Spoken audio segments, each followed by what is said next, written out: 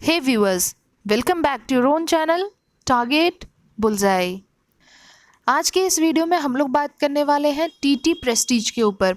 तो सबसे पहले जान लेते हैं ये टीटी के ग्रुप कब स्टैब्लिश हुआ था और क्या करती है। तो ये कंपनी स्टैब्लिश हुई थी 1928 में बाय टीटी कृष्णमाचारी। साथ ही साथ इनके जो प्रोडक्ट रेंज है वो है फूड्स, पर्सनल केयर प्रोडक्ट्स और काफ़ी सारे। साथ ही साथ अब बात करें कि जो ये टीटी के प्रेस्टीज है या फिर जो प्रेस्टीज कंपनी है ये कब स्टैब्लिश हुए। ये 1955 में इस्टेब्लिश हुई थी as a private limited company और ये इंडिया की लार्जेस्ट किचनवेयर कंपनी में से एक है।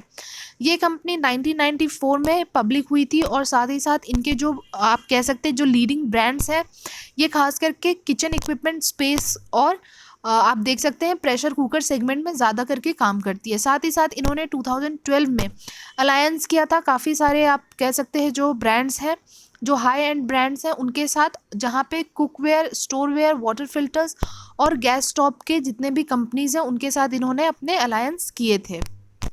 अब अगर इसके हम लोग प्लांट्स की बात करें तो इस कंपनी के आपके 5 state of art manufacturing plants available हैं।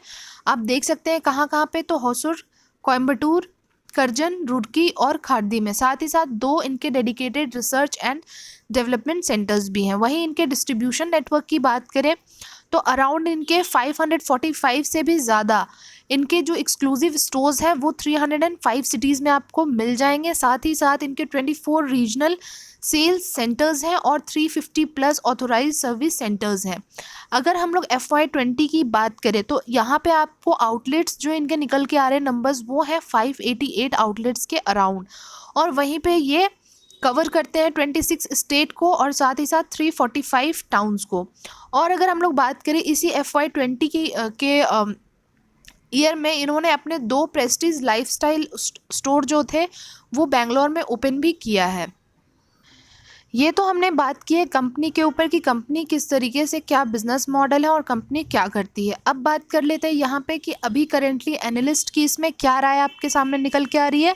तो यहाँ आपको 67% एनालिस्ट जो है यहाँ पे 67% आपको बाइंग की रेटिंग दे रहे हैं, वहीं 22% आपको होल्ड के लिए दे रहे हैं और 11% आपको सेल के लिए दे रहे हैं।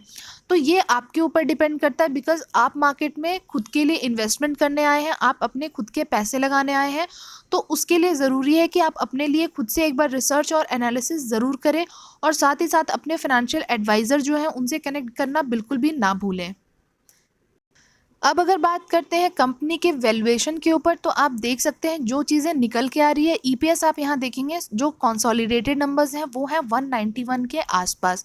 वहीं ये कंपनी जो डिविडेंड येल्ड प्रोवाइड करती है वो 0.53% है। वहीं इंडस्ट्री पी और स्टॉक पी के बारे में बात करें तो इंडस्ट्री पी आपके 59.64 के आसपास नज़र आ रहा है और वहीं जो स्टॉक पी है वो आपको 48। तो आप देख सकते हैं ये शेयर आपको अंडर वैल्यूड प्राइस पे नज़र आ रहा होगा। साथ ही साथ अगर डिलीवरेबल्स की भी बात करें तो 48% की डिलीवरी इसमें आपको थर्सडे के दिन होते हुए भी दिखाई दी होगी। अब बात करेंगे कंपनी के कुछ और डिटेल्स के ऊपर, और बाकी अगर आपको हमारा वीडियो आखिरी में अच्छा लगता है तो प्लीज़ अपने फैमिली एंड फ्रेंड्स के साथ ज़रूर शेयर करें बिकॉज़ एक वीडियो बनाने में काफ़ी मेहनत लगती है। और अगर आप हमारे चैनल पर नए हैं तो चैनल को सब्सक्राइब भी कर सकते हैं। नेक्स्ट अगर बात करें इसके रिटर्न्स के ऊपर तो जो रिटर्न्स रहे हैं इस 3 साल के ऊपर हम लोग अगर नज़र डालते हैं तो जो इस 1 साल में आप देखेंगे ये 60% के आसपास का रिटर्न्स इसने दिया है। वहीं 2 साल में आपको 64% और 3 साल में 62% के आसपास का रिटर्न्स नज़र आ रहा होगा आप लोगों को। तो रिटर्न्स आप कह सकते हैं कि कंपनी ने अच्छा ही दिया है। और साथ ही साथ अगर मैक्सिमम रिटर्न्स के ऊपर बात करें तो 21,790% के आसपास का रिटर्न इस कंपनी ने अभी तक अपने जो भी शेयर होल्डर्स हैं उनको बना के दिया है। नेक्स्ट अगर बात करते हैं इसके जो क्वार्टरली रिजल्ट्स रहे हैं वो किस तरीके से रहे, हम लोग 3 पैरामीटर्स पे बात करेंगे। सबसे पहले अगर सेल्स के नंबर्स पे हम लोग नज़र डालते हैं तो ये जो सेल्स के नंबर्स रहे हैं आपके ये सारे नंबर्स आपको करोड़ में देखने को मिलेंगे। तो सबसे पहले देखते हैं हम लोग सितंबर 20, दिसंबर 20, मार्च 21 एंड जून 21, ये 4 क्वार्टर के ऊपर हम लोग बात करने वाले हैं। तो आपने देखा होगा कि 637 करोड़ के आसपास का सेल्स इनका जनरेट हुआ था सितंबर 20 में। उसके बाद आपको दिसंबर 20 में ये बढ़ते हुए दिखे थे, बट उसके बाद यह इसमें आपको इस 2 क्वार्टर से गिरावट भी देखने को मिली है।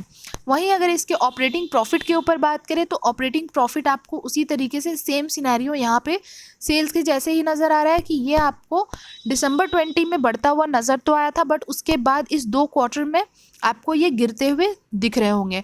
उसके बाद अगर इसके नेट प्रॉफिट के नंबर्स के ऊपर बात करें तो जो नेट प्रॉफिट के नंबर्स निकल के आ रहे हैं वो है आपके 84 करोड़ दिसंबर 20 में।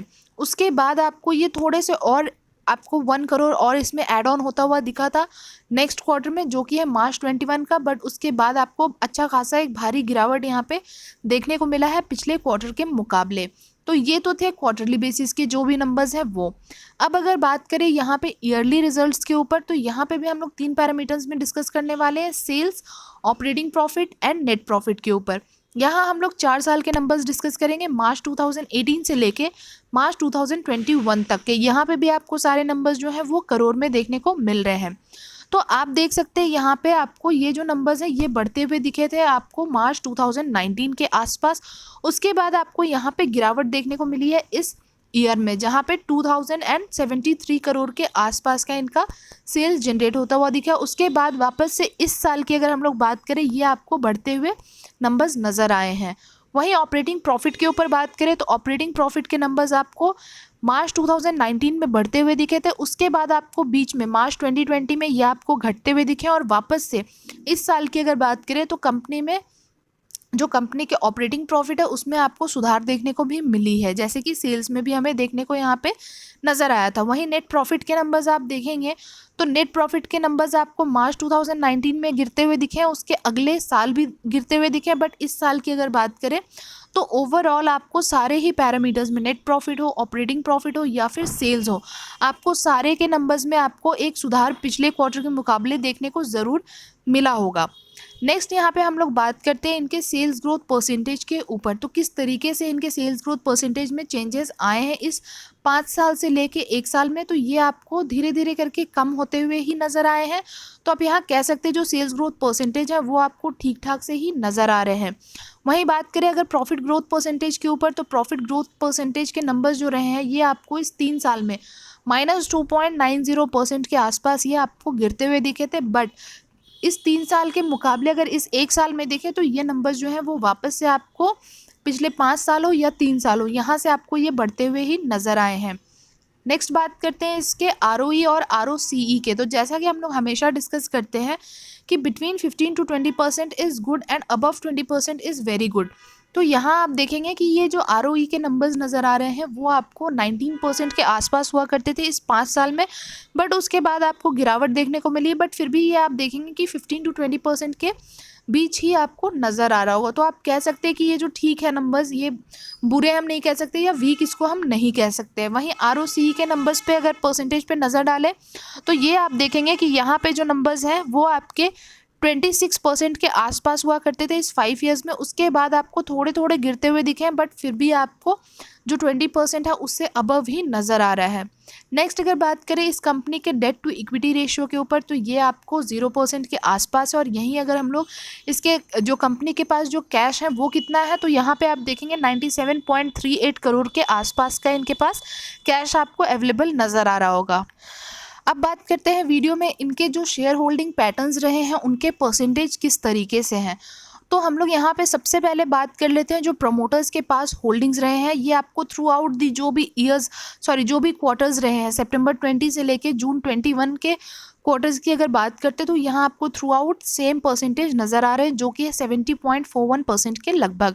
वहीं अगर आप FII के जो होल्डिंग्स रहे हैं उनके ऊपर नज़र डालेंगे तो ये आपको बीच में बढ़ते हुए दिखे थे, जो कि मार्च 21 में बढ़ते हुए दिख रहे थे, उसके बाद आपको घटते हुए ही दिखे हैं इस क्वार्टर में। नेक्स्ट अगर हम लोग DII के ऊपर बात करते तो जो DII के नंबर्स थे वो आपको धीरे धीरे करके इस 2 क्वार्टर में बढ़ते हुए नज़र आए हैं। वहीं पब्लिक के होल्डिंग्स की अगर बात करते हैं तो पब्लिक के होल्डिंग्स में आपको धीरे धीरे करके थोड़ी थोड़ी क्वांटिटी में या फिर आप कह सकते हैं ये कट शॉर्ट करते हुए भी दिख रहे हैं। और नेक्स्ट अगर बात करें जो प्रमोटर्स के ऊपर प्लेजिंग है वो कितनी है, तो यहाँ आपको किसी भी तरह की कोई भी प्लेजिंग नज़र नहीं आ रही है, जो कि एक अच्छी चीज़ निकल के आती है। बाकी वीडियो में आगे बढ़ने से पहले अगर अभी तक आपके पास डीमैट अकाउंट नहीं है और अगर आप इंटरेस्टेड हैं अपने डीमैट अकाउंट ओपन कराने के लिए, तो आपको हमारे डिस्क्रिप्शन बॉक्स में 2 लिंक मिल जाएंगे। First one is from Alice Blue and second one is from Zerodha. आप जिनके साथ भी कंफर्टेबल है आप उनके साथ अपने डीमैट अकाउंट ओपन करा सकते हैं। बाकी अगर आपको हमारे प्राइवेट चैनल टेलीग्राम पे जुड़ना है तो आपको उसका भी लिंक हमारे डिस्क्रिप्शन बॉक्स में मिल जाएगा।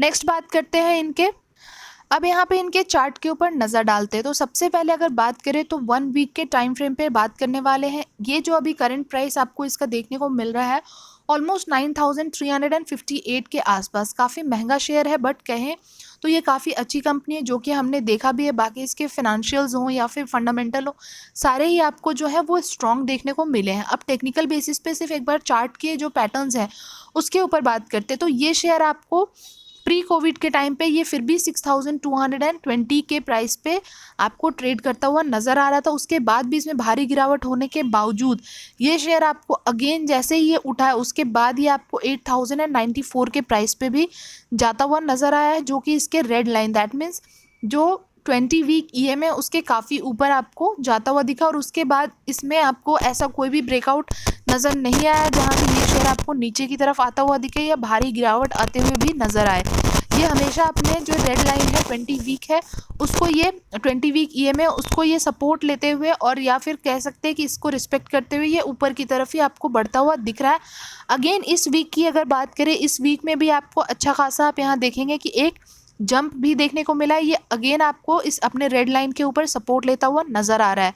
वहीं MACD के भी बेसिस पे बात करें, ये ऑलमोस्ट आपको क्रॉसओवर देने के लिए बिल्कुल रेडी खड़ा है यहाँ पे। अब अगर 1 डे के टाइम फ्रेम पे बात करते हैं तो आप देख सकते हैं इस एक दिन या फिर 1 डे के टाइम फ्रेम पे आपको ये नज़र आ रहा होगा कि यहाँ पे वापस से आपको एक अच्छा खासा जंप देखने को मिला और यहाँ पे भी आप देखेंगे अपने रेड एंड येलो लाइन के आसपास ये सपोर्ट लेता हुआ भी आपको नज़र आया है। तो अभी तो इसमें आप अभी इसमें इन्वेस्टमेंट करें ऐसा कोई टाइम है नहीं, या फिर आप अभी इसमें एंट्री करें ये बिल्कुल भी अभी अच्छा टाइम नहीं है। आपको थोड़ा आप जाने दे सकते हैं शेयर को, उसके बाद ये आपको कभी डिप में मिल जाए तो वहाँ पे वेल एंड गुड होगा कि आप वहाँ पे इसमें इन्वेस्टमेंट करें, बिकॉज अभी ऑलरेडी बाकी अगर आप चाहते हैं इसमें फिर भी एंट्री करना तो अभी तो ये इसमें आपको तुरंत ही ब्रेकआउट होता हुआ नज़र आया है। और अगर मार्केट में कुछ बैड न्यूज़ आती है या फिर कुछ ऐसा होता है और आपको अगर डिप में मिल जाए तो वेल एंड गुड है। अदरवाइज़ आप चाहें तो आप इसमें अगर एंट्री करते भी हैं तो उस ये नहीं कि आप सिर्फ 1 या 2 दिन के लिए, आपको थोड़ा सा आप मिड टर्म के लिए आप इसमें होल्ड कर सकते हैं मिड टर्म के लिए। अब अगर बात करें ये शेयर आपको और कहाँ तक जाता हुआ नज़र आ सकता है, तो ये 9596 तो इसको जाना ही है अपने, जहाँ पे ये प्रीवियस हाई टच किया था। उसके बाद की अगर हम लोग बात करते हैं तो भी ये आपको आने वाले टाइम में 10,000 के आसपास भी आपको जाता हुआ नज़र आएगा। बट उसी तरीके से आपको अपने टाइम फ्रेम के हिसाब से ही आपको होल्ड करना पड़ेगा। इसमें ये नहीं है कि आपने आज ख़रीदा और आप इसमें कल बेच के निकल जाओ। बाकी अगर हम लोग बात करें कि अगर आपको कहीं और नीचे की तरफ सपोर्ट लेता हुआ दिखता है और आपको वहाँ पे मौका मिल जाए तो आपके लिए वेल एंड गुड होगा। तो वो आपको प्राइस जो निकल के आ रहा है वो 8500 के आसपास या फिर 8200 के आसपास अगर आपको गिरता हुआ नज़र आता है तो। बाकी आप इसको छोटे टाइम फ्रेम पे भी एक बार अपने तरफ से 15 मिनट के टाइम फ्रेम पे भी आप एक बार एनालाइज कर सकते हैं इन सारी चीज़ों को, बिकॉज आप इसमें इन्वेस्टमेंट करने वाले और हम हमेशा जैसा कि कहते हैं कि आपको एक बार रिसर्च और एनालिसिस खुद भी करना है। तो 15 मिनट के टाइम फ्रेम पे भी आप एक बार देख सकते हैं। बाकी अगर आपको कुछ डाउट रह जाता है इस शेयर से रिलेटेड तो आप हमें कमेंट बॉक्स में अपनी जो भी क्वेरीज है उसको पोस्ट करके आप पूछ सकते हैं। बाकी आज की वीडियो में आई थिंक हमने काफ़ी कुछ डिस्कस किया है इस कंपनी के ऊपर। मिलेंगे आपसे नेक्स्ट वीडियो में बहुत ही जल्द, तब तक के लिए thank you and take care.